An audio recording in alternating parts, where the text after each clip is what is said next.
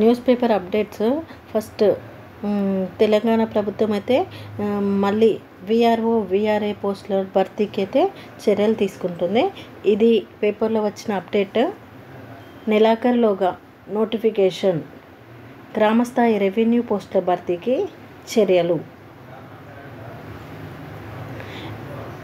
VRO VRA పరీక్షలు రాయాల్సిందే. Public service commission ద్వారానే exam. పోస్టులకు ఇంకా ఖరారు కాని పేరు. గ్రామ ప్రజా పరిపాలన అధికారి పరిశీలన.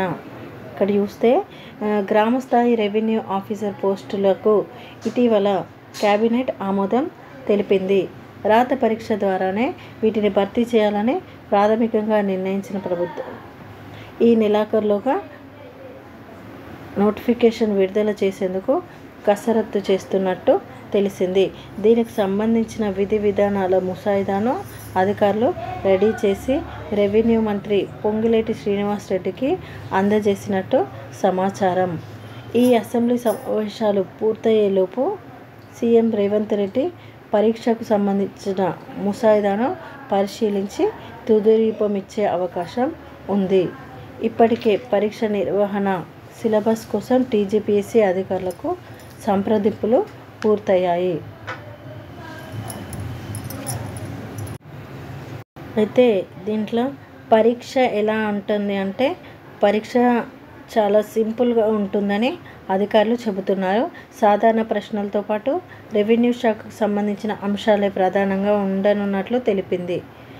గ్రామ స్థాయిలో పనిచేసే రెవెన్యూ అధికారికి ఏ స్థాయి అవగాహన ఉండాలో అదే తరహాలో ప్రశ్నావళి ఉంటుందని సమాచారం. అంటే ఏమేం పనులు చేశారో, నియామకం తర్వాత ఏమేం చేయనున్నారో వాటికి సంబంధించిన అంశాల ప్రాతిపదికన ఎగ్జామ్ ఉండనున్నట్లు తెలిసింది. ఈ పరీక్ష కోసం పుస్తకాలు తిరగేయాల్సినంత పని ఉండదన్నారు. ఇతర సిలబస్ పుస్తకాలు చదవాల్సిన అవసరం ఉండదని కూడా చెబుతున్నారు. గ్రామానికొక్కరు సాధ్యమేనా? రెవెన్యూలోకి వచ్చేందుకు గత డిసెంబర్ 23-28 మధ్య విఆర్ఓలు విఆర్ఏల నుంచి ప్రభుత్వం ఆప్షన్లు తీసుకుంది. 33 జిల్లాల నుంచి 9,654 మంది గూగుల్ ఫారాల ద్వారా తామంతా రెవెన్యూ శాఖకు రావడానికి సిద్ధంగా ఉన్నట్లు ఆప్షన్స్ అయితే ఇచ్చారు.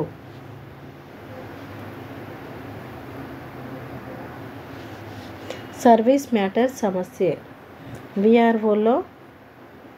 విఆర్ఏలో విద్యార్హత ఆధారంగా ఏకంగా ఒక్కొక్కరికి డబుల్ ప్రమోషన్ సైతం ఇచ్చారు. సూపర్ న్యూమరీ పోస్టులు సృష్టించి రెగ్యులరైజ్ చేశారు.